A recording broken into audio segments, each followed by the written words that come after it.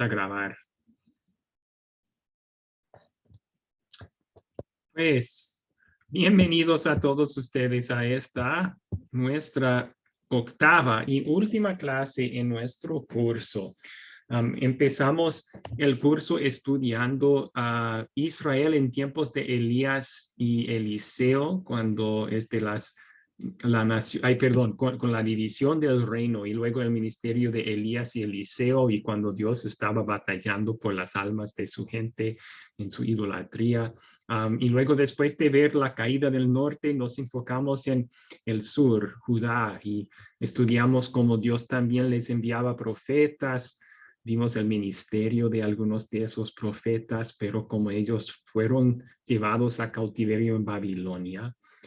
Y vimos su regreso en la clase pasada, bajo primero Ciro. El rey Ciro hizo el decreto, el edicto, y Esdras fue uno de los líderes que Dios utilizó para guiar a su pueblo espiritualmente en esos tiempos. Hoy vamos a enfocarnos en parte de la historia de Nehemías, que es otro hombre importante que Dios utilizó para guiar a su pueblo y restaurar tanto físicamente como espiritualmente a la ciudad de Jerusalén. Entonces, vamos a pedir la bendición de Dios sobre nuestro estudio para comenzar. Oremos. Padre Celestial, te doy gracias por permitirnos crecer por medio de este curso. Que no solo seamos conocedores, sino también hacedores de tu palabra. Te pedimos que bendigas a tu iglesia con líderes como Nehemías, valientes, sabios, decisivos y llenos de fe para orar sin cesar.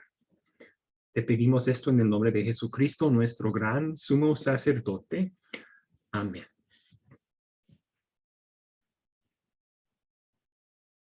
Excelente. Bueno, vamos a comenzar con un tema de apertura el día de hoy. Vamos a hablar un poco sobre reformas en la iglesia, reformas entre el pueblo de Dios. Vemos en nuestras historias bajo Esdras y Nehemías que la gente estaba en necesidad de una reforma espiritual. Recuerden que ellos pasaron 70 años lejos de su tierra, lejos del templo, del culto de Dios allí.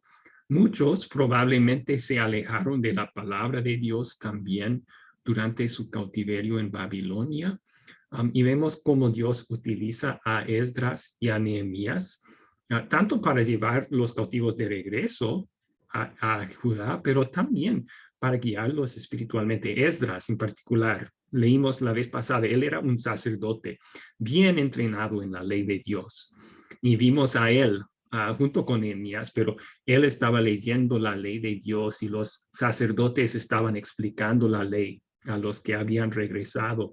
Necesitaban aprender de nuevo cómo hacer culto. Necesitaban ser llenos de fe en el Dios verdadero una vez más. Bueno, eso no fue la única vez en la historia del pueblo de Dios que estaban necesitando una reforma espiritual. Hallamos en los días de Juan el Bautista y Jesús otra reforma que Dios estaba llevando a cabo. Recuerden que en ese tiempo, unos 500 años después de Esdras y Nehemías, los fariseos eran los líderes espirituales del pueblo y ellos se enfocaban y enseñaban tradiciones humanas más que la palabra de Dios. No solo eso, estaban ellos inculcando a la gente y creyendo ellos mismos que iban a ser salvos por sus buenas obras, ¿verdad? Por su obediencia a la ley. Y Juan y Jesús también y los apóstoles predicaron un mensaje en contra de esos errores. Vemos a Juan llamando a los fariseos hipócritas frente a todo el pueblo cuando ellos acudieron a su bautismo y les llamaron al arrepentimiento. Vemos a Jesús diciéndoles a ellos, Bien escribió Isaías de ustedes: este pueblo me honra con sus labios, pero su corazón está lejos de mí. Sus enseñanzas son no más reglas inventadas por hombres. Vemos a Pablo, el apóstol, luchando en contra del judaísmo, esa idea que somos salvos por nuestras obras, en su carta a los Gálatas, diciendo que los que creen eso no serán salvos, que Jesús ya hizo todo para nuestra salvación. Vemos entonces, y vamos a brincar, ha habido muchas otras reformas en la historia de la iglesia, pero brincamos hacia el siglo XVI. En el siglo XVI, la única iglesia en el mundo, la única iglesia cristiana, bueno, había también una iglesia ortodoxa en el oriente, pero en el oeste, la única iglesia cristiana era la iglesia católica romana. Pero habían filtrado a través de los siglos muchas falsas enseñanzas, muchas prácticas humanas, tradiciones otra vez, y la mentira que somos salvos por nuestras obras. Y Dios utilizó a Martín Lutero para llevar a cabo una reforma en ese entonces. Él predicaba en contra principalmente de la salvación por obras. Él enfatizó la verdad bíblica, que somos salvos por la fe sin obras de la ley, como Pablo dice en Romanos 3. Él predicó que nosotros, por medio de los méritos de Cristo, tenemos el perdón gratuito y no tenemos que pagar a Dios por nuestro perdón. También regresó el pueblo de Dios a lo que la Biblia dice, no simplemente lo que la iglesia dice como la fuente de la verdad. Así que vemos reforma tras reforma, y la pregunta que yo quiero que ustedes consideren por unos minutos en grupos pequeños es la siguiente. ¿Dónde ven ustedes la necesidad de una reforma hoy en día? ¿Dónde o en qué manera ven ustedes la necesidad de una reforma hoy en día? Si hemos visto que en muchos momentos en la historia la iglesia necesita una reforma, podría ser que necesitamos, el pueblo de Dios, una reforma espiritual hoy en día también. Y les voy a dar en sus grupos 8 minutos. Van a elegir un vocero en su grupo, un vocero. Y luego, después de platicar por 8 minutos y cada uno participando, el vocero del grupo pequeño va a compartir con los demás lo que su grupo concluyó. Bien, ¿listos?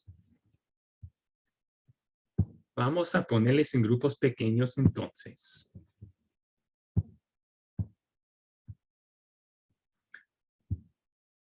Debe de haber salido en sus pantallas una invitación para entrar en sus grupos pequeños. Pueden aceptarla y comenzar a platicar sobre esta pregunta en sus grupos. ¿Dónde ven ustedes una reforma necesaria entre las iglesias hoy en día, en el pueblo de Dios hoy?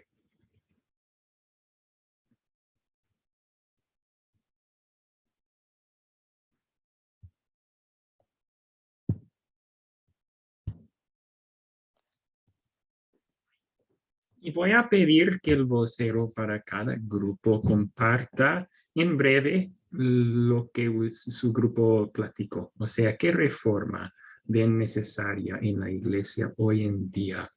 Ahí vamos a comenzar con el grupo 1. ¿Quién es el vocero del grupo 1? Cándido, levantó su mano. Cándido, por favor. Buenas noches, estimado Pastor Lebran. Buenas noches. Como representante democráticamente del grupo número 1, que lo componen las hermanas Luz Estela, Nikki y Ramona, tengo a bien decir cuál fue nuestra respuesta en cuanto a la pregunta de dónde vemos la necesidad de una reforma hoy en día.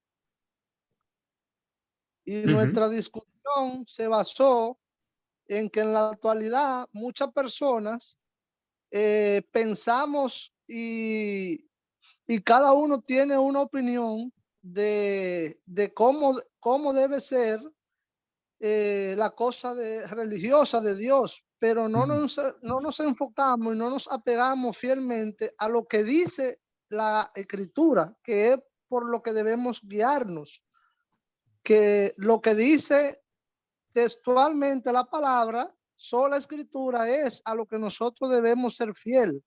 Porque si cada uno de nosotros pensamos cómo debe ser la cosa y cada uno toma una decisión independiente, entonces cada uno de nosotros seremos una agrupación, una iglesia, y por eso es que hay tanta iglesia en el mundo hoy día, pero debemos apegarnos a lo que dice la Biblia, no lo que podamos pensar cada uno de nosotros. Okay, muchas gracias. Entonces hay muchas... Los compañeros, cada una de las señoritas, Lucetela, Nicky y Ramona, coincidimos en esa respuesta de que sí, de que por eso nos gusta la enseñanza que estamos recibiendo, porque es algo que no es impuesto, no es lo que usted puede pensar, no, nos apegamos fielmente a lo que dice la palabra. Muchas gracias. Muchas gracias a usted y a su grupo por su respuesta, sí. Así que en resumen, hay muchas opiniones espirituales, pero no están basadas siempre en lo que la palabra de Dios dice, así que no siempre son la verdad. Ese es un problema, sí, regresar regresar las creencias en el cristianismo a el firme fundamento, perdón, de la palabra de Dios, lo que Dios dice en su palabra. Muy bien. Muy bien, vamos a ir al grupo 2. Entonces, ¿quién era el vocero para el grupo 2? ¿Qué grupo somos nosotros? Ay, perdón, yo creo que ustedes eran el grupo 4, Antonio, si no me equivoco. En el grupo 2 estaba Vilma y Aurea y puede ser Damaris también. Bien, me eligieron a mí, Damaris, Lidia y Aurea estábamos en el grupo y bueno, lo que decía, compartimos en el grupo, bueno, de que Dios es un Dios de amor, es un Dios que trajo salvación a través de Cristo y que las personas conocen a ese Dios de amor, pero que también Dios es un Dios celoso y que por eso tenemos que andar, buscar de Él cada día y arrepentirnos. Así que buscar de Dios para estar a cuentas cada día en su palabra.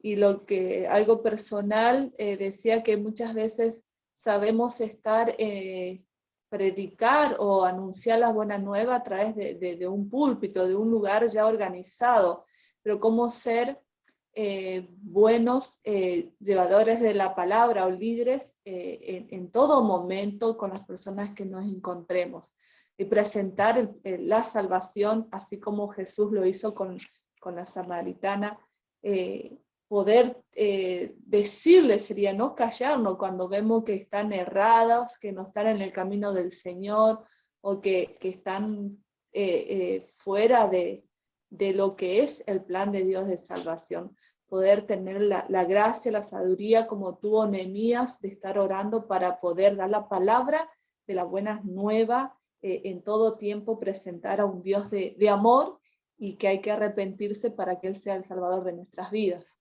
Cambiar nuestra forma de pensar o de cómo llevar el Evangelio, sino que ser luz en todo momento, con nuestro testimonio y también al abrir nuestros labios, nuestra boca, poder expresar la palabra de Dios. Bien. Sí, entonces para resumir sus 2 puntos, el primero, me gustó el comentario, alguien en su grupo dijo, todos necesitamos una reforma espiritual todos los días, y es cierto, ¿verdad? No vamos a ser perfectos 100% sin pecado hasta llegar al cielo. O sea, por medio de la fe en Jesús, Dios nos ha declarado inocentes y perfectos. Somos perdonados todos los días, pero en nuestra vida de santificación vamos creciendo, ¿no? Entonces, cada día necesitamos ver cómo fallé a Dios hoy y confesamos esos pecados a Dios y recibimos perdón de Él por medio de la fe en Cristo. Y luego nos levantamos el siguiente día y decimos, no voy a caer en eso ya, con la ayuda de Dios. No quiero cometer el mismo pecado de nuevo. Es la vida cristiana diaria, ¿verdad? Y el segundo punto también, enfocarnos en evangelismo personal. Somos buenos en ir a una iglesia y escuchar o aún compartir el mensaje de Dios ahí, pero ¿qué estamos haciendo en nuestras relaciones individuales y personales con otros? Podemos, como Jesús, con la mujer samaritana, abordar un tema privada con ella y compartir el evangelio con ella y hacemos lo mismo o no. Puede ser que falta eso en la iglesia hoy en día y necesitamos reformar eso. Excelente respuesta, gracias. Grupo 2. Grupo 3, ¿quién es su vocero? Ese grupo fue, si no me equivoco, Josh. Sí, yo. Muy bien, Salvador. Perdón. Primero, darle las gracias a Josh y a Carlos que me escogieron como vocero. Y entre los tres llegamos a un punto que sin darnos cuenta a lo mejor, ¿verdad? Pero hablamos sobre la gracia, sobre la sola gracia. Entonces, llegamos al mismo acuerdo en que la iglesia de hoy en día tiene esa falta o sigue creyendo en esa salvación hombrecéntrica que se centra en las obras, que que nos hace olvidarnos de la fidelidad a Dios, de que solo la gloria es para Dios, de que recordemos que las promesas que Dios nos da no solo son no solo son terrenales, sino espirituales, que el, el no confesarnos ante Dios, el no confesarle nuestros pecados, eso nos aleja aún más de Dios, nos hace olvidarnos y nos hace creer que somos salvos por nuestras obras, por nuestros propios méritos, ¿verdad? Vemos que en muchas iglesias, lamentablemente, muchas denominaciones, mejor dicho, en muchas denominaciones, no solo, no se predica tanto la ley como el evangelio, sino se predica ya sea pura ley o puro evangelio. Entonces, es eso que vemos, o algo lamentable, que muchas denominaciones solo son hombrecéntricas, que alejan al hombre de Dios en vez de acercarlo más. Y viendo tristemente algunas de ellas, dando un ejemplo que les platico a los hermanos.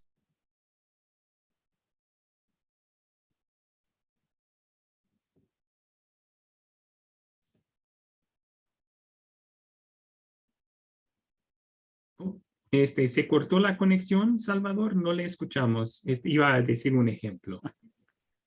Perdón. Sí, mira un ejemplo que les contaba a los hermanos, que hay veces que en una denominación que miré yo, que veo, para aprender de ellos, de sus creencias, ¿verdad? Para saber de sus errores de ellos, y miraba que ellos creen que el Espíritu Santo es mujer. Yo les decía a los hermanos, creo que tienen mucha razón el hermano Josh y Carlos en que esta creencia de que el hombre se puede salvar por sí mismo nos está alejando tanto de Dios al grado de que estamos ofendiendo tanto a Dios como a la Trinidad.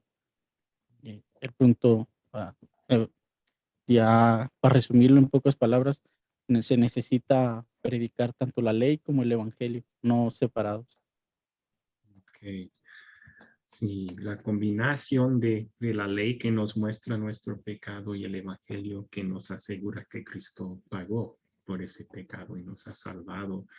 Se necesitan las dos y estoy de acuerdo que en muchas iglesias hoy en día se enfatiza más la ley, lo que uno hace o tiene que hacer por Dios, que lo que Dios ha hecho por nosotros en Jesús. Es un problema. Era un problema para los judíos, también para el día de Martín Lutero, y sigue siendo uno hoy. Entonces necesitamos enfatizar que somos salvos por la gracia sola, no por nuestras obras. Bien. Grupo 4. ¿Quién es el vocero del grupo 4? ¿Quién es? Yo dije en el grupo 4 que había que nuevamente, para mí, volver a estructurar la dogmática de la iglesia. Hay demasiada una Babel dogmática en todas las denominaciones y en todas las iglesias, y yo creo que hay que volver a la dogmática en ese sentido. Estamos muy dispersos. En cada parte hay un papa diferente que es infalible y puro, y que establece la verdad revelada en cada abominación, denominación, y entonces eso es complicado. Yo creo que debemos volver a una dogmática sana. Gracias. Semejante a lo que dijo el grupo 1, entonces, que hay muchas opiniones religiosas que usted mencionó que a lo mejor el papa de cada grupo ha determinado lo que va a ser su dogmática, su doctrina, pero no está todo radicado en la Biblia, lo que Dios dice en su palabra. Así que volver a las escrituras como la fuente de nuestra doctrina, la sana doctrina. Muy bien. Yo puedo agregar unos a la lista. Yo creo que la mayoría en alguna forma u otra fueron mencionados ya, pero creo que recalcar la falta de conocimiento básico de la Biblia de parte del pueblo de Dios. Me pregunto de los que, aún de los que van fielmente a una iglesia cada domingo, ¿cuántos saben de lo que la Biblia de verdad dice? ¿Saben historias bíblicas como Esdras, Nehemías? O si uno preguntara quién era Esdras, dirían, no sé. ¿Hay conocimiento bíblico en nuestras iglesias? Creo que en muchas hay una falta y eso se debe de reformar, ¿no? También hay muchas iglesias legalistas que ponen énfasis en la ley y que hasta inventan sus propias reglas. Eso no es algo nuevo, estaba sucediendo en los días de Jesús y también de Martín Lutero, pero sigue sucediendo hoy en día. Y también líderes, iglesias que se enfocan demasiado en la política. Es otro problema. Hablan mucho de temas políticos o sociales. Y aunque esos temas son importantes, no es el deber principal de la iglesia meterse en la política. De hecho, no es el deber de la iglesia meterse en la política. El deber de la iglesia es predicar la palabra de Dios en su pureza. Y hablamos de eso en otra clase en este curso, pero igual temas sociales, o sea, hay cosas muy importantes que se deben de cambiar en la sociedad y en que podemos ayudar como iglesia en la sociedad, pero eso no debe ser el enfoque del ministerio. Si todo nuestro ministerio está dedicado a ayudando a los pobres, ¿quién está predicando las buenas noticias sobre Jesús? Eso es lo que más necesitan pobres y ricos iguales escuchar. Así que esa es otra reforma que se podría hacer hoy en día. Muy bien, vamos a terminar allí. Rolando levantó su mano. ¿Tenía una pregunta o un comentario adicional? Profesor Abraham. Sí, Marlene. Pero ¿usted cree que un cristiano puede participar en la política? O sea, puede ser un político siendo un cristiano. Claro que sí. Sí, un cristiano puede y debe participar en la política. O sea, ser un buen ciudadano significa, si hay una elección, votar. Significa que si usted cree que hay un candidato mejor que el otro, para el país, votar por ese candidato. En otra clase hasta mencionamos que cristianos pueden servir en puestos de gobierno, ¿verdad? No vamos a dejar eso para los incrédulos. Mejor que haya cristianos que sirven fielmente en esos puestos, honestamente en esos puestos. Yo me refería más bien no sobre creyentes individuos, Marlene. Estaba hablando de la iglesia, ¿verdad? En general. La iglesia no debe de enfocarse en cosas políticas. ¿Por qué? Ajá. Porque la iglesia, al hacer eso, está olvidando su misión primordial. Su misión primordial no es abogar por un candidato u otro. Eso no va a cambiar un corazón y no va a salvar ningún alma. Pero predicar la palabra, compartir el evangelio, eso sí cambia a corazones y salva a almas. Y esa es la misión principal de la iglesia. Amén, amén. Así que creyentes individuos sí pueden y deben ser activos en ser buenos ciudadanos, vamos a ponerlo así. Pero la iglesia como una institución no debe de meterse en la política porque no es nuestro trabajo, ¿verdad? Cristo no nos dio esa gran comisión, nos dio otra, de hacer discípulos a todas las naciones.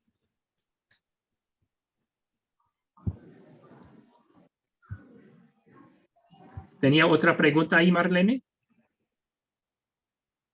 No, solamente que lo que pasa que para mí la política es como una ciencia, ¿verdad? Es una ciencia, pero en sí algunos cristianos dicen que no, que un cristiano no puede ser político porque en sí dicen que se meten como a una corrupción, ¿me entiendes? Ya no ejercen la política limpiamente, sino que pues hay corrupción pues en la política, porque ya los políticos lo hacen, ya no lo hacen legalmente, limpiamente, sino que siempre hay corrupción entre los políticos.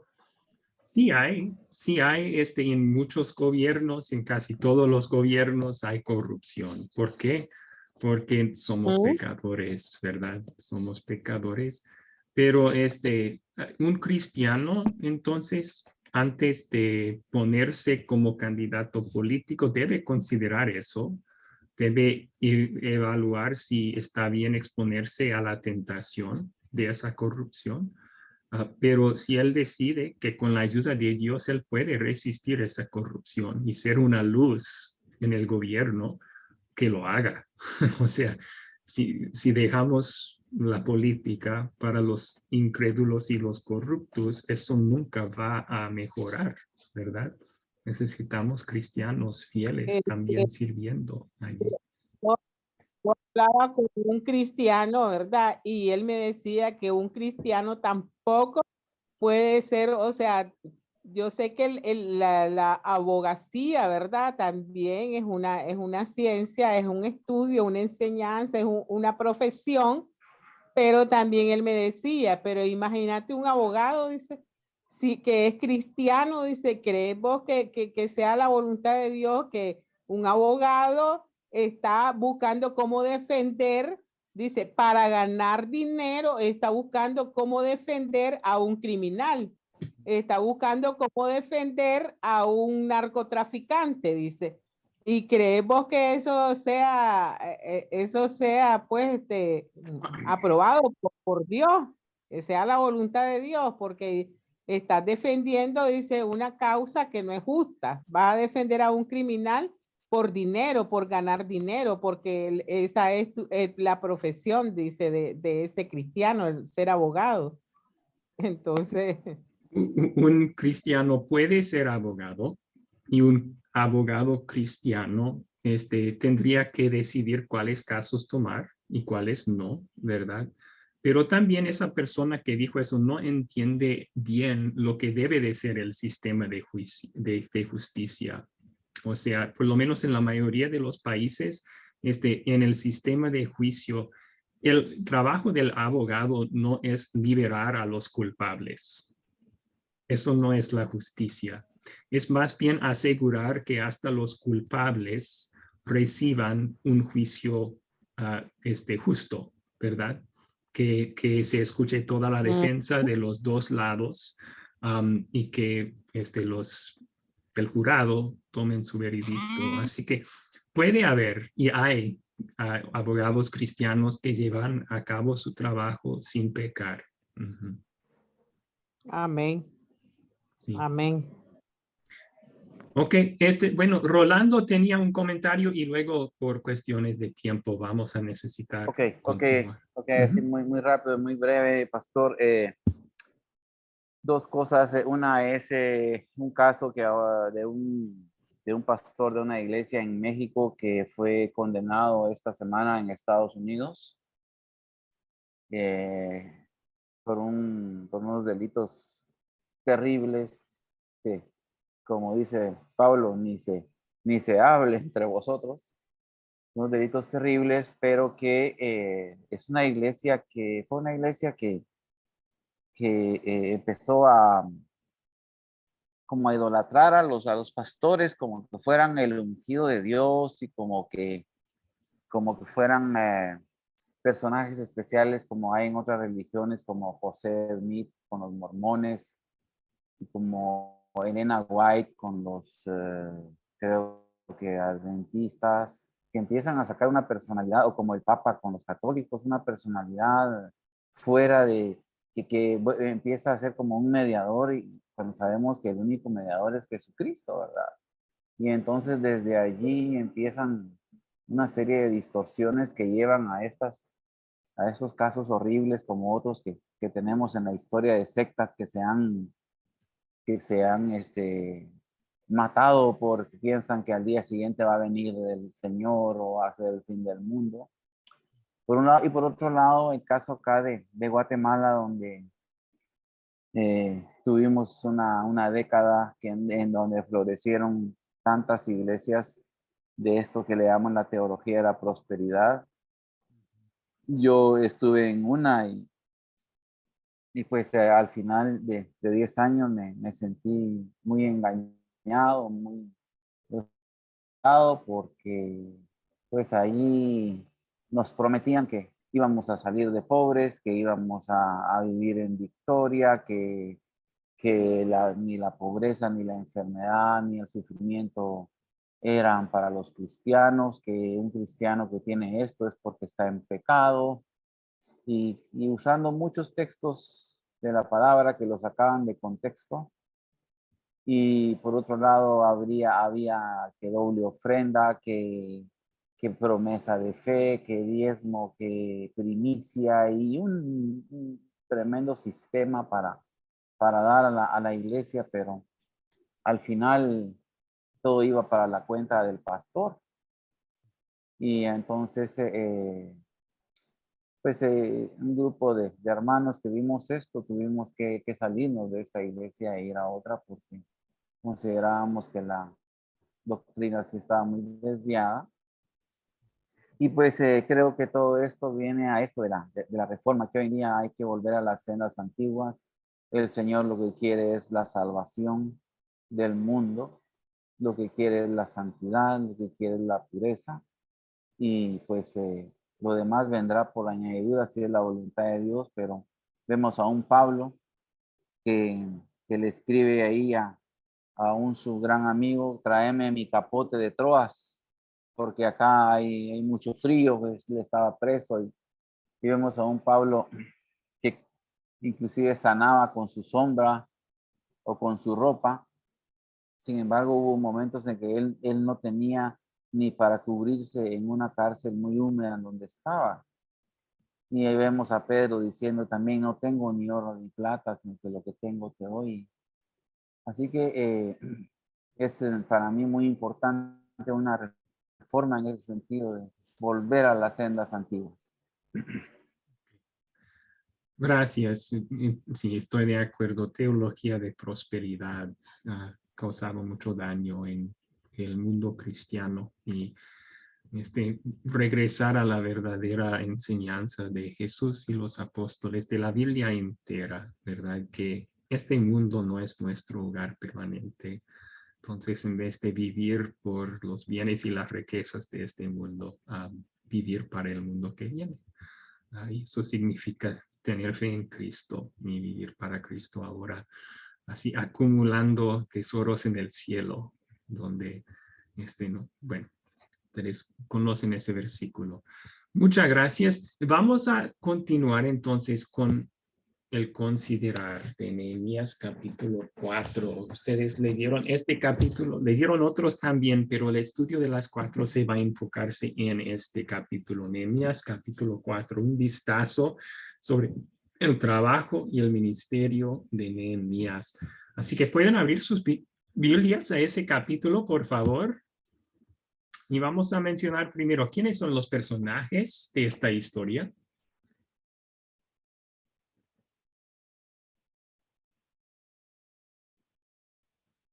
De Nehemías 4. Muy bien. Primero Nikki. Nikki levantó su mano. ¿Quiénes son unos personajes en este capítulo? Bueno, tenemos aquí a Nehemías que habla ahí en primera persona. Sí. Están los que edificaban junto con él. Habla también de Sanbalat, el que se levantó en contra de lo que estaban haciendo, de la edificación. El ejército de Samaria también. Estaba Tobías, y él habla también de Dios cuando Nehemías empieza a orar. Están los árabes, los amonitas y los de Asdad. Esos fueron los personajes que encontré. Excelente lista. Ramona levantó su mano. ¿Algún personaje que agregar allí?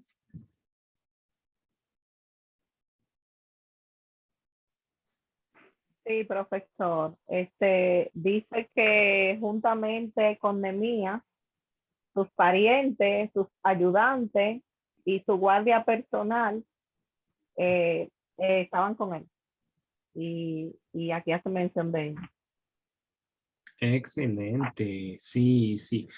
Entre esa categoría de los que vivían en Jerusalén, tenemos muchos personajes distintos y grupos distintos. Usted mencionó otros grupos de los que acompañaban a Nehemías.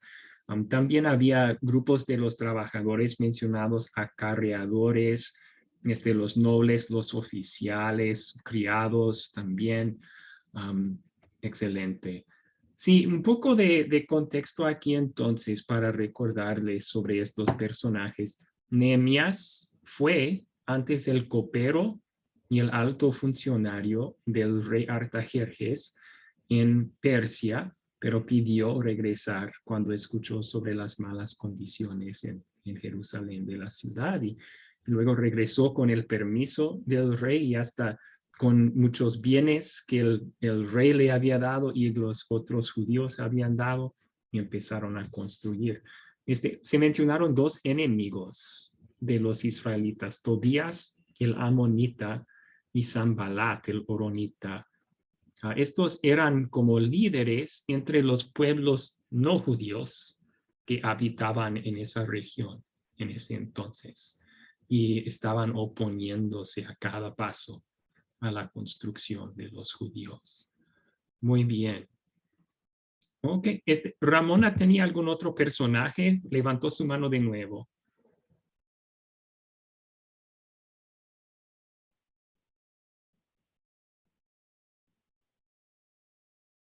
No le escucho.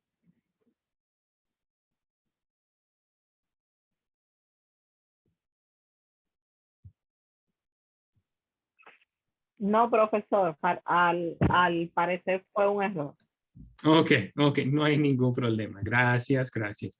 ¿Cuáles son los objetos de esta historia entonces?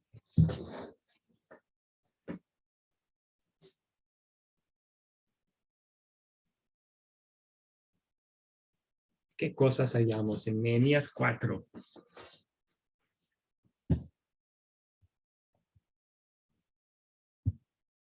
Salvador, ¿puede comenzar la lista? Sí, la muralla y los escombros. Excelente. La muralla y los escombros de los cuales estaban reconstruyendo la muralla, ¿verdad? ¿Alguien más? ¿Otras cosas, otros objetos mencionados aquí? Damaris, por favor. Sí, también se menciona, profesor, la espada, las lanzas, los arcos, la coraza. Sí, sí. Al escuchar que los enemigos, Sanballat y Tobías y los ejércitos de ellos iban a atacar, Nehemías ordenó que los trabajadores llevaban también arma. Así que estaban listos o para construir o para defender. Llevaban esas armas que usted mencionó y esa armadura también. ¿Tiene algún otro objeto aquí?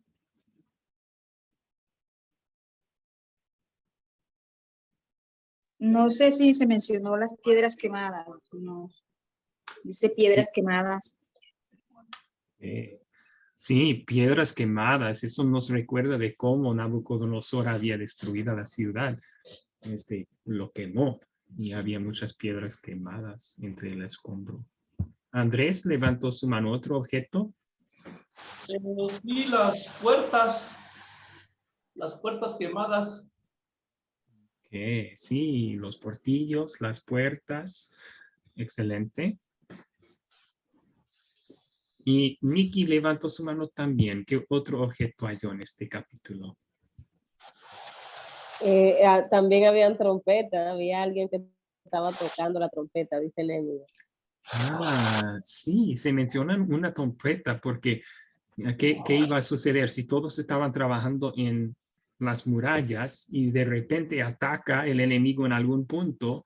Necesitaban saber dónde. Así que al escuchar el son de trompeta, todos deben acudir ahí para defender la ciudad de un ataque allí. Muy bien. También se mencionó,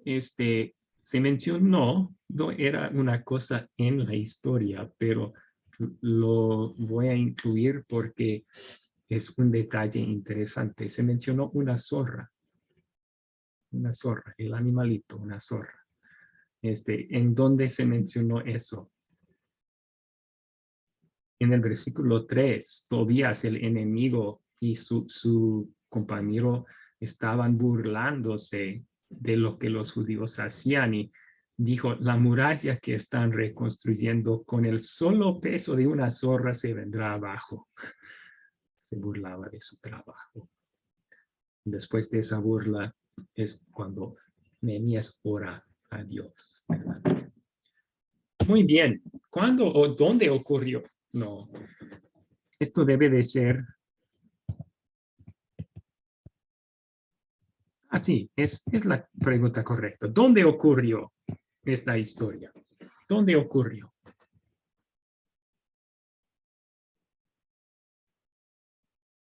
El capítulo 4.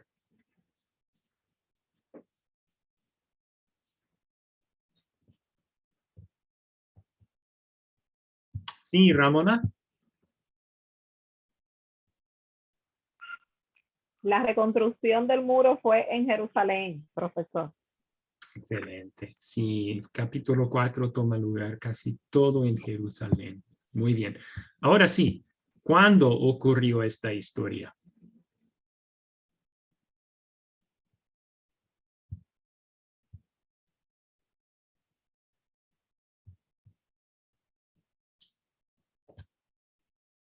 Nikki levantó su mano. Nikki, por favor. Yo creo que esto fue en el cuarto mes de Nisan, dice, leí por ahí, en el año 20 del rey Artajerjes. Me parece que se puede decir así. Ok, sí, yo creo que yo no tengo la cita bíblica para comprobar eso, pero le creo. Es una forma de hacer el cuándo, ¿verdad? ¿Durante el reinado de quién y en qué mes? Excelente. Cándido levantó su mano. Sí, gracias. Según el cuadro generacional que usted mandó de la tabla cronológica, dice que esto ocurrió en el tercer regreso bajo Nehemías, en el 445 antes de Cristo. Sí, muy bien. Ahí tenemos, está haciendo Cándido referencia a esta tabla cronológica que tenemos. Exactamente. Muy bien. Sí. Buena herramienta. Aquí tenemos el tercer regreso bajo Nehemías. 445, exactamente. Muy bien. Muy bien. La reconstrucción de los muros. Excelente. ¿Cuál es el problema en esta historia?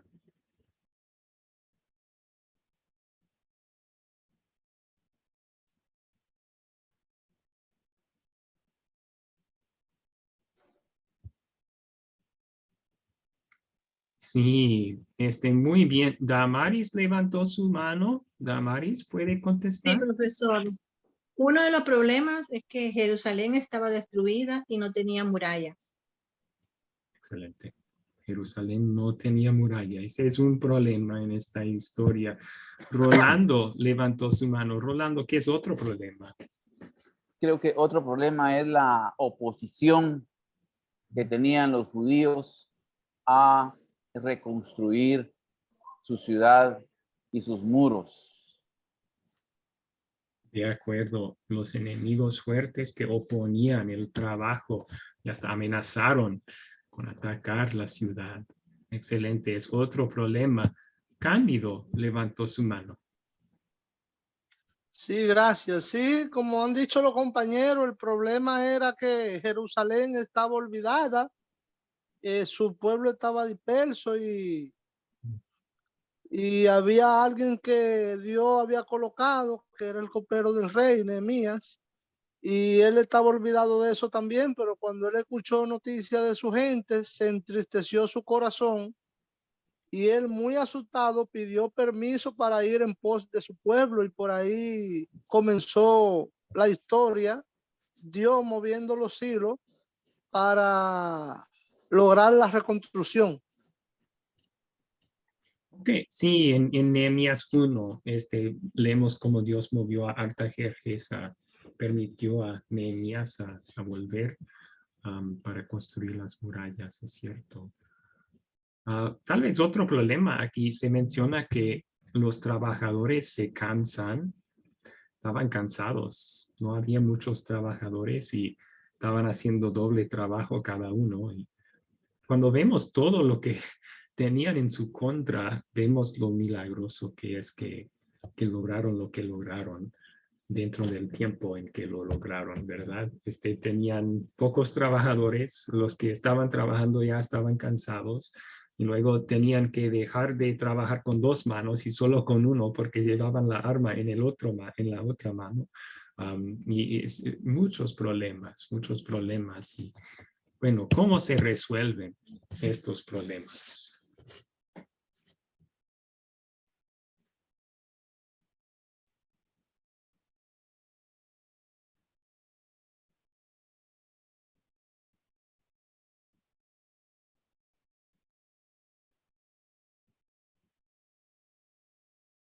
Rolando levantó su mano, por favor. ¿Se resuelven los problemas? Sí, creo que se resuelve cuando Nehemías infunde fe y valor a su gente, envía algo así como unas patrullas o unos comandos a cuidar los puntos más vulnerables y les exhorta a que estén con su espada lista y que el Señor está respaldando este proyecto de reconstrucción y que Él va a estar de parte de ellos. Sí, contra el peligro de sus enemigos entonces y sus burlas también. Había dos cosas que Nehemías hizo. Hizo preparativas, o sea, levantaron una pequeña defensa de la ciudad. Pero lo más importante que hizo es que acudió a Dios en oración. Acudió a Dios en oración. Y vemos con la lectura que ustedes hicieron hasta el capítulo 6 que Dios sí los protegió. Nunca invadieron sus enemigos. Bien, ¿qué tal los otros problemas que mencionamos? Jerusalén no tiene muralla. ¿Se resolvió eso? Sí, sí, profesor. Sí, Damaris. Ay, perdón que no levanté la mano, Está bien. pero hay que sí se resolvió con oposición y todo, ¿verdad? Pero sí se resolvió. Dios proveyó la seguridad, la protección y lograron ellos construir la muralla. Sí, y Dios les proveyó las fuerzas para continuar, el ánimo para no dejar el trabajo.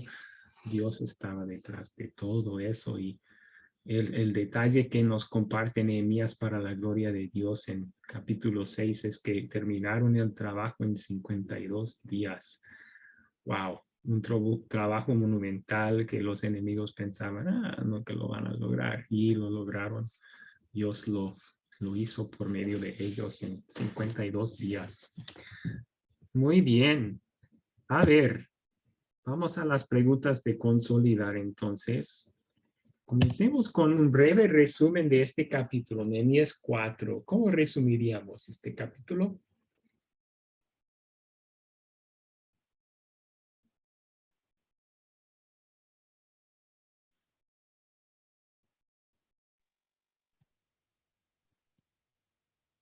Cándido, 5 a 10 palabras para resumir el capítulo, por favor. Trata sobre el abrigo de Dios sobre su pueblo y sobre el cumplimiento de su palabra que nunca se cae. En este caso, la reorganización de su gente y la reconstrucción de la muralla en Jerusalén. Ok, muy bien. Muchas gracias. ¿Algún otro resumen? ¿Quieren compartir? Salvador. Dios nunca nos abandona. Ok, tanto resumen como aplicación. Dios nunca nos abandona. Muy bien. Yo puse aquí, perdón, Ramona quiere compartir resumen, por favor. Sí, profesor. Podríamos decir que la oposición no pudo más que la voluntad divina. O la voluntad divina pudo más que la oposición humana. Que la voluntad divina pudo más que la oposición humana. Me gusta también ese resumen. Yo iba a poner aquí bajo oposición. Dios ayuda a Nehemías y los cautivos, perdón, los judíos a volver a construir sus murallas. Excelente, vamos a continuar. ¿Qué pecado nos enseña a confesar esta historia?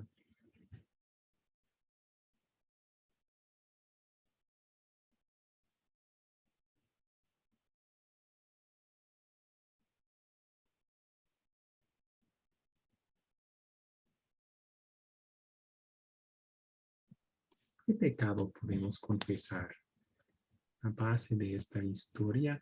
Gracias por levantar la mano, Cándido. Cándido, ¿quiere compartir una confesión acá? Sí, en mi caso me enseña dos cosas. Uno, que muchas veces, aunque no vemos la luz al final del túnel, caemos en pecado y desconfiamos y no debemos hacerlo. Y otro es que no debemos de ser piedra de tropiezo para los santos de Dios.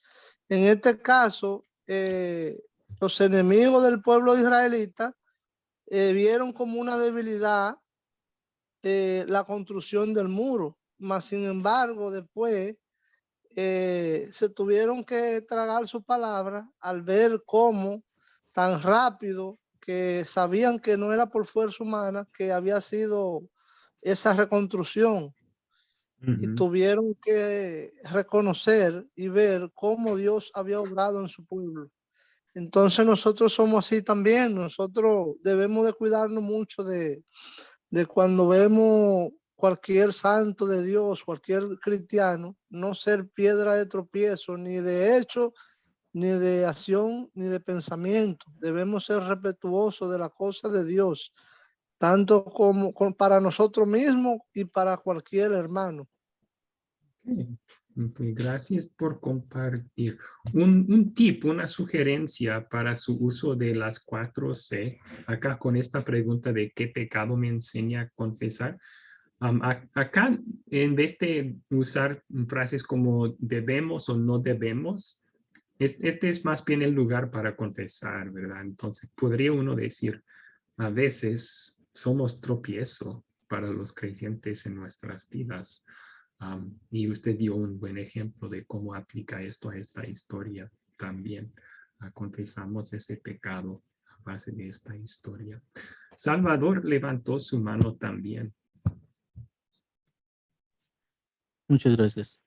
La verdad, esta historia me hizo sacar una lista, creo que parece supermercado, la lista del supermercado, pero una de las cosas que me enseña, una de las cosas que me enseña a confesar, viendo esta historia y aplicándola a mi vida, creo que es la fidelidad que a veces no le puedo dar a Dios por completo, que hay veces que me, me olvido de Él en ocasiones, que no le doy la gloria cuando me levanto, cuando me duermo, por mis hijos, mi familia.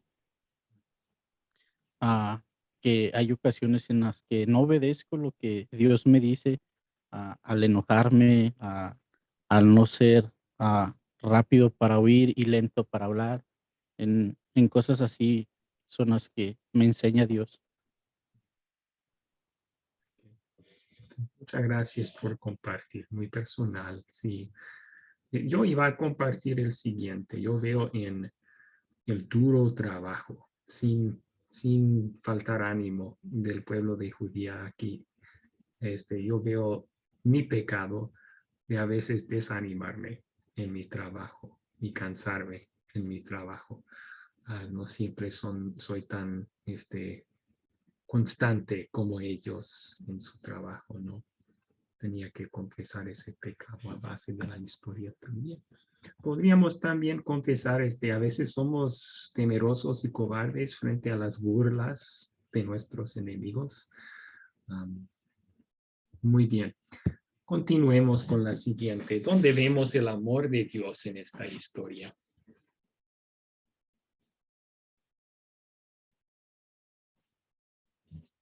¿Dónde vemos el gran amor de Dios que nos ha salvado en esta historia?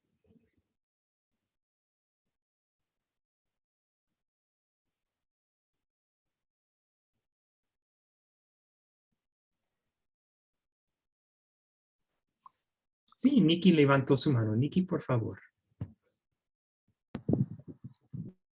Yo veo el amor de Dios aquí en la protección que Él le da a su pueblo. Esa fuerza que ellos tomaron, no la tomaron porque sí, sino porque primero hubo un líder que oró, sirvió para que el Señor entonces como que lo fortaleciera, entiendo yo. Y aquí yo entiendo que ese es o sea, es donde podemos ver el amor de Dios, en que Dios no lo dejó solo. Ellos sí trabajaron, pero sabemos que fue porque el Señor le dio la fuerza. Gracias. Excelente, excelente. Dios nos da fuerza y ánimo cuando estamos cansados. Y qué buena noticia es eso, que vemos su fidelidad y su amor para el pueblo allí y también en nuestra vida. Rolando, adelante. Sí, veo el amor de Dios en que, pues, a pesar de la oposición de los enemigos, el proyecto continuó caminando, ¿verdad? El proyecto de ir construyendo, reconstruyendo la ciudad avanzó y todos estaban muy valientes y con fe, ¿verdad? Dios les dio la fe y les dio la valentía y les abrió los caminos para que pudieran salir adelante con lo que se habían propuesto de reconstruir su ciudad. Buena respuesta. Gracias por compartir. Muy bien. ¿Alguien más el amor de Dios en esta historia? Salvador. Sí, pues cuando estaba leyendo desde el capítulo 1 al 6, miraba que Dios en todo momento estuvo con su pueblo y desde mucho antes, ¿verdad? Desde que fueron oprimidos, por decirse así, el pueblo que fue dividido, separado, alejado de sus tierras. Dios siempre tuvo ese amor y ese cuidado por el pueblo, aun cuando se olvidó mucha gente de Dios, de darle toda la gloria, de darle la honra, de respetarlo como nuestro creador,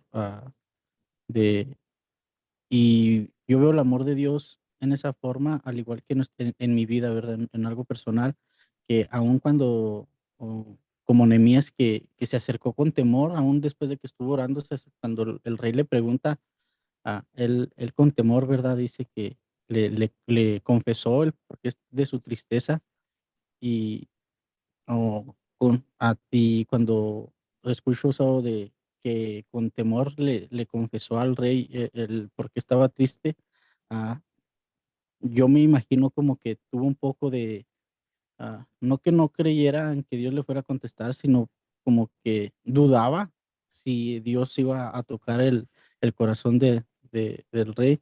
Entonces, en mi vida hay veces que también yo dudo si Dios me va a contestar alguna oración o no.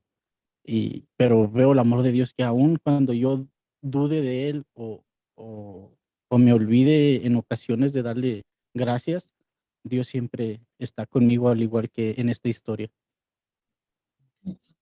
Y Dios en su misericordia nos ayuda, nos contesta aun cuando somos dudosos, temerosos. Sí. Tal vez un muestra del amor de Dios que no se ha mencionado. Vemos a Nehemías en esta sección intercediendo mucho por el pueblo de Dios. Él intercede entre el pueblo y Dios, y vemos el mayor intercesor para nosotros en Cristo Jesús, ¿no? Él se interpuso entre Dios y nosotros para salvarnos de nuestros pecados. Él sigue intercediendo por nosotros, la Biblia dice. No solamente con su vida y muerte ha hecho intercesión que nos salva de nuestros pecados completamente, también sigue intercediendo por nosotros. En la carta a los Hebreos dice que Jesús ahora resucitado está a la diestra de Dios y Él constantemente está intercediendo por nosotros. Piensen en eso, que nos trae mucho consuelo, ¿verdad? Cuando alguien dice, estoy orando por ti, hermano. Cuando sabemos que un amigo está orando por nosotros, eso nos trae consuelo. Pero qué tanto más consuelo nos trae saber que Jesús está intercediendo por nosotros a la diestra del Padre los 24/7. Eso es buena noticia, ¿verdad? Bueno, ¿qué nos enseña Dios a pedir y a hacer por gratitud a Él en esta historia?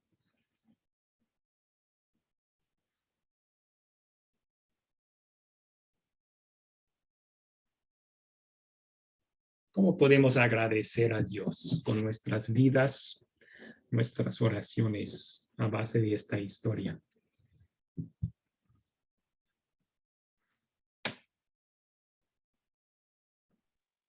Pastor, Luz, por favor. yo digo, o sea, ¿cómo podemos? Perdóname la pregunta, un momentico que se me escapó. ¿Cómo fue la pregunta? ¿Qué me enseña a pedir y a darle gracias a Dios? Bueno, Sí, esa es la pregunta, solo lo puse en otras palabras. bueno, ¿qué me enseña a pedir? Lo que pasa es, en lo que usted lo dijo, lo dijo ahora rato, de que nosotros tenemos un trabajo y a veces constantemente nos cansamos. Ay, ¿cuándo será el domingo? ¿Cuándo será el sábado para descansar? O sea, todo eso nos cansa. Y ver ellos que tuvieron tanto trabajo, que trabajaban día y noche para hacer los muros, y nosotros con cualquier trabajito ya estamos cansados y quejándonos. O sea que eso me enseña a pedirle, darle gracias a Dios porque tengo un trabajo. Me gusta, sí, darle gracias a Dios que tenemos trabajo. Muy bien. Ok, ¿alguien más?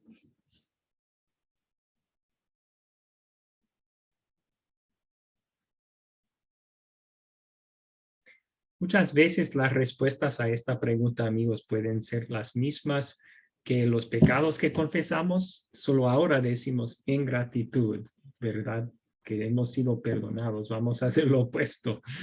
Entonces, podemos decir, en vez del pecado que mencionamos, que es estar temeroso y miedoso frente a enemigos o burlas, pedimos a Dios en gratitud que me haga valiente frente a enemigos y burlas para no ceder ni un paso, ¿verdad? O que me ayuda a orar para los demás, ser un intercesor para los demás, igual que Nehemías lo era. Bueno, la siguiente, ¿cuándo sería una buena situación para compartir esta historia? Nehemías capítulo 4. Buena situación para compartir esta historia. Damaris, por favor. Sí, profesor. Me puse a pensar en todo lo que es la destrucción de Jerusalén, no tenía muralla, el pueblo cómo sufría, ¿verdad? Y todo lo que había sido despojado. Entonces sería una buena situación para compartir cuando en una nación haya ocurrido algún desastre natural o social. Esto trae destrucción, pastor. Destrucción, luto, llanto y desesperación. Entonces, esta historia sería bonito compartirlo con ese tipo de personas que están pasando esa situación. Me gusta esa Esto sería. sugerencia. Sí, estoy de acuerdo, Damaris. Cuando alguien o un grupo, una nación ha sufrido una destrucción, cuando ya está en el tiempo de reconstruir, compartir también esta historia para darles consuelo y ánimo para el trabajo. Muy bien. Salvador, ¿en qué situación compartiría usted esta historia? La situación del compartir me surgió sobre la pregunta de la clase de hoy sobre las reformas espirituales, y mi idea de cómo compartir sería cuando se nos pregunta o vemos, ¿verdad? Nosotros por nosotros mismos, cuando vemos tantas denominaciones, el consuelo que tenemos es que Dios siempre va a estar con nosotros, aun cuando otras denominaciones o sectas, más bien decirlo, ¿por qué no? Aquellas sectas que atacan al pueblo de Dios, a las denominaciones de sana doctrina, que atacan, o se podría decir en cierto sentido, no literalmente, pero persecución hacia el pueblo de Dios, pues vemos que Dios siempre va a estar con nosotros. Y aunque pensamos que a veces es que están abriendo muchas denominaciones, muchas sectas que van surgiendo con el pasar del tiempo, pero Dios siempre se va a mantener con su pueblo, siempre va a estar haciendo que crezca aún más, aunque a veces pensamos o nos hacen creer aquellas sectas, aquellas denominaciones, que el verdadero pueblo de Dios no crece o no se está expandiendo. Y claro que sí está pasando, y un claro ejemplo, Academia Cristo en Latinoamérica, ¿verdad? No, o a veces pensamos que nuestras oraciones no son contestadas, pero hay algo que aprendí yo cuando conocí Academia Cristo. Dios nunca nos contesta una oración tarde, siempre es a tiempo, ¿verdad? Para nosotros puede ser a la mejor tarde que decimos, es que hay muchas denominaciones, pero siempre llegar a tiempo esa respuesta de Dios, ¿verdad? Que va a estar ahí. Sí, entonces compartir este mensaje con los que están enfrentando burlas o oposición de otras denominaciones que no enseñan la doctrina correcta. ¿Sí? Sería buena situación para compartir.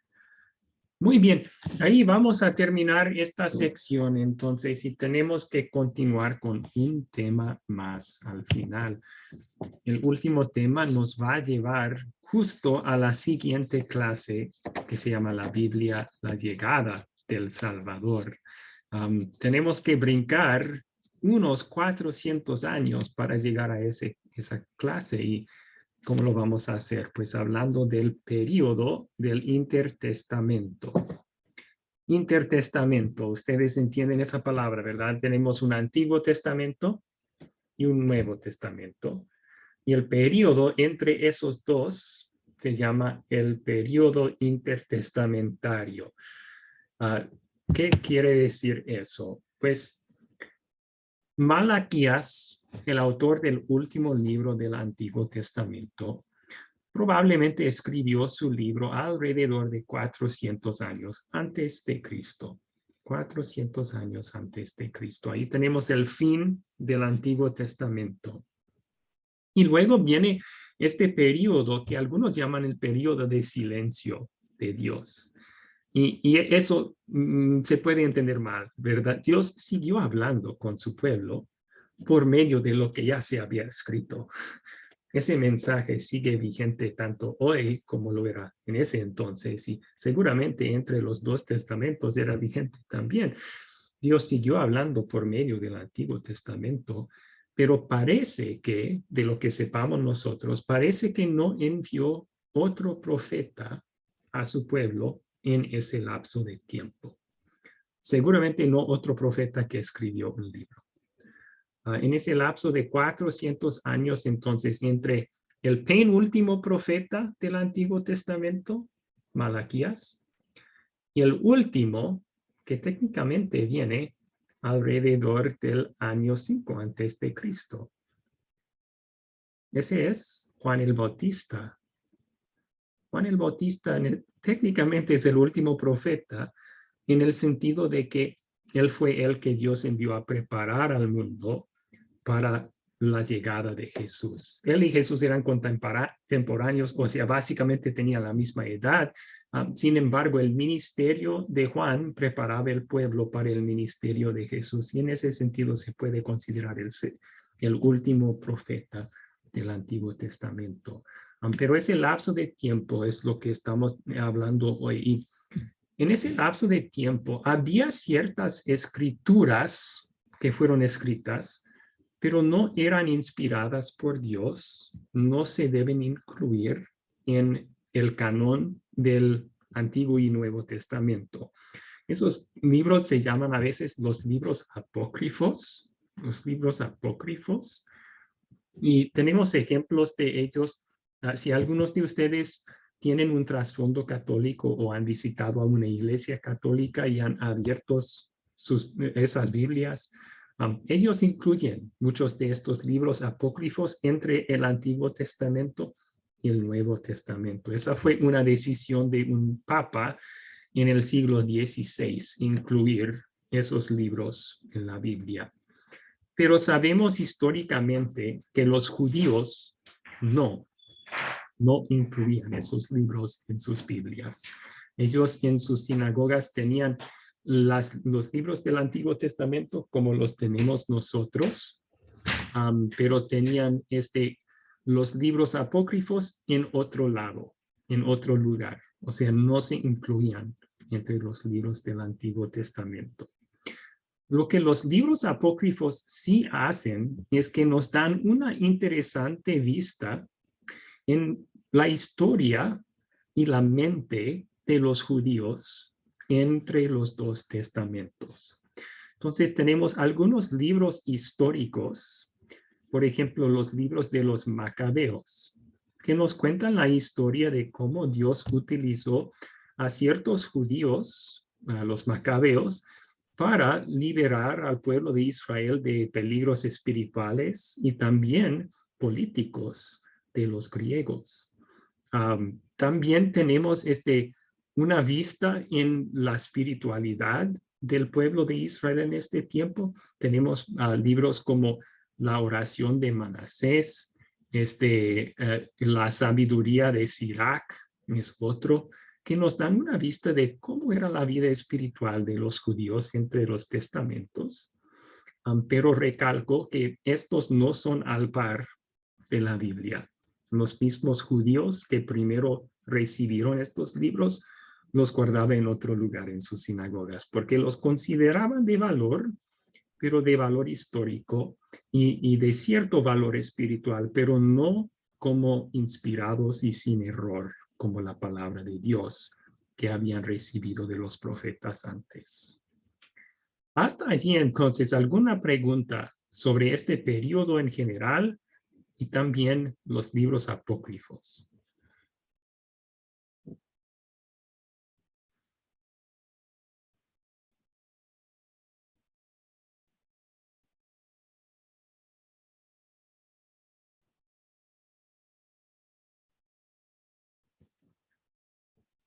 Ok.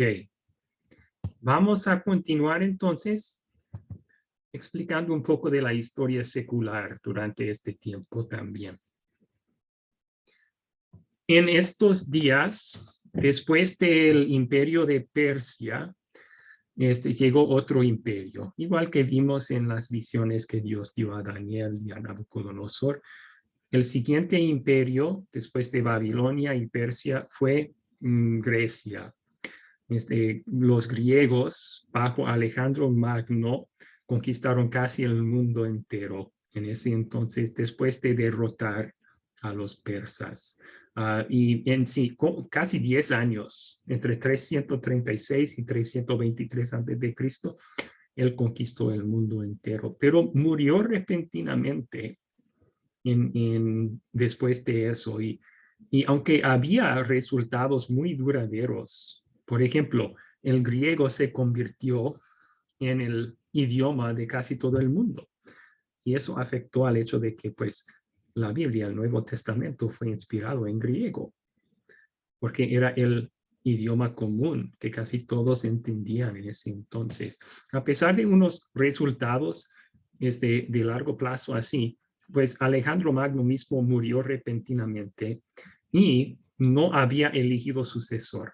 Así que se dividió su reino entre 4 generales que tenían, y esos 4 generales no podían concordarse en nada, se peleaban entre sí, también sus sucesores. Así que había varias luchas para poder en esa parte del mundo, y Israel estaba como en medio de todo. Uno de estos gobernadores griegos que tenían, Antíoco Epifanes, hasta llegó al punto de profanar el templo de Dios. Él puso un ídolo en el templo de Dios y sacrificó un cerdo en el templo de Dios. Fue en ese tiempo que Dios utilizó a los macabeos para exterminar ese problema de la tierra. Pero poco después, el siguiente imperio tomó poder, Roma. Eso porque había 2 líderes entre los macabeos que estaban peleando quién debe de ser en poder. Uno de ellos invitó a Roma a ser árbitro en el caso, y Roma llegó y se quedó. Básicamente tomó poder en Israel. Y ya para el día de Jesús, entonces vemos que Roma es el que manda en Israel, ¿no? Muy bien, ya di un poco de explicación sobre esto, lo que tenemos. Alejandro Magno, griego, fue el idioma común del imperio de Alejandro, y los que venían después también hasta el día de Jesús. Griego era el idioma común entre todo el imperio.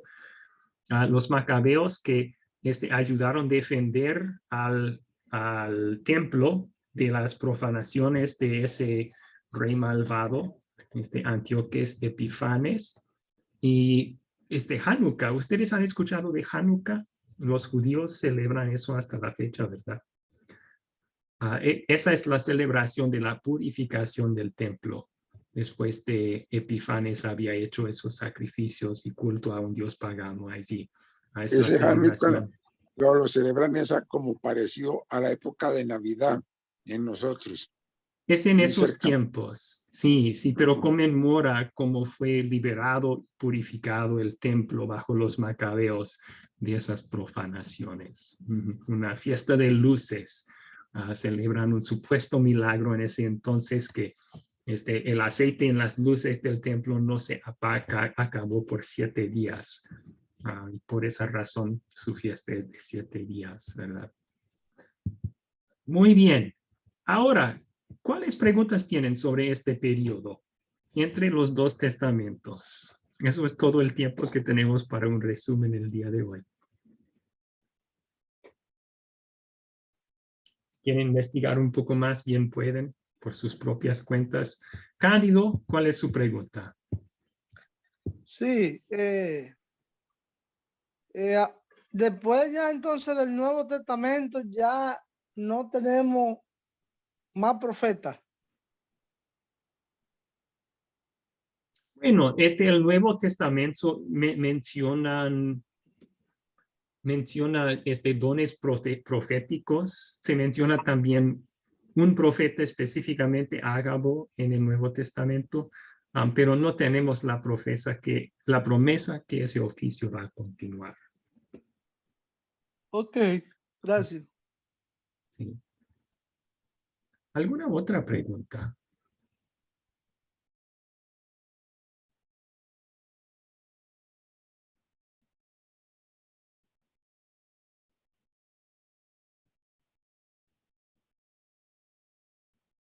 Andrés, por favor.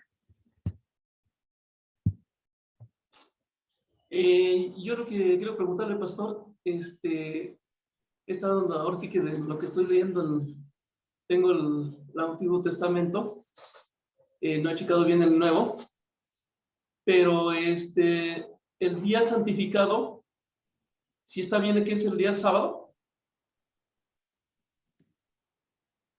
El día santificado. Exactamente. Dice el Padre que este día es cuando deben de santificar, no se debe de hacer nada más que estar orando al Padre.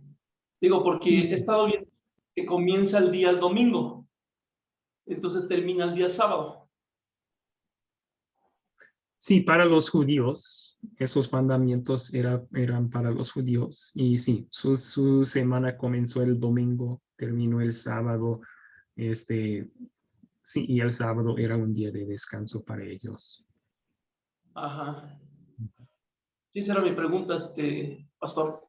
Entonces, nosotros con el Nuevo Testamento ya es el domingo. Colosenses 2, 16 y 17 dicen que cosas como las reglas dietéticas, tanto como las fiestas de los judíos, tanto como los días sábados, eran una sombra de lo que estaba por venir.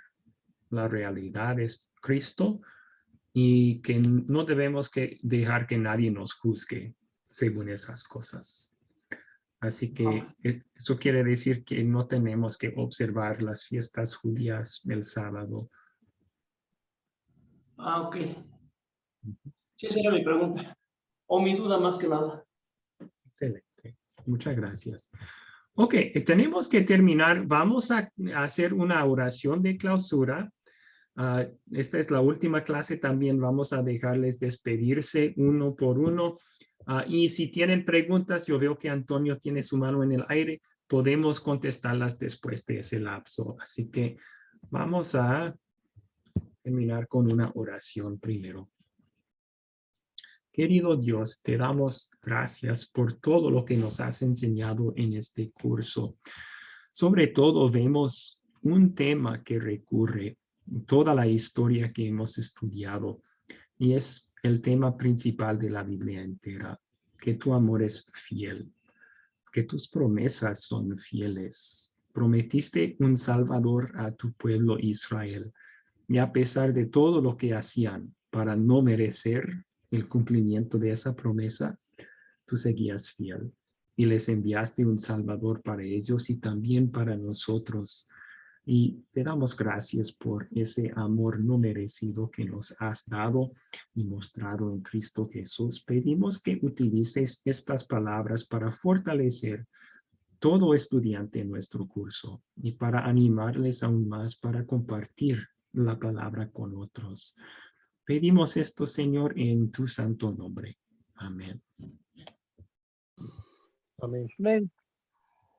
Muy bien, si quieren despedirse del curso, ahora es el momento.